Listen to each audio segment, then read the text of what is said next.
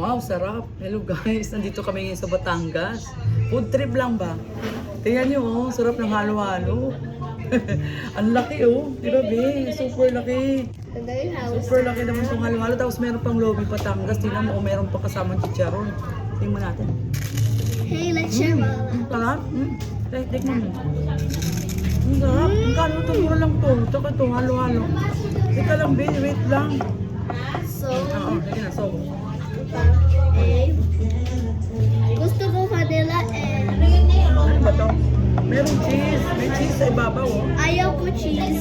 Ayaw mo ng cheese? Yeah, wait, talk in the video first. Meron dong gulaman at saka meron ube. Ang dami, may gelatin.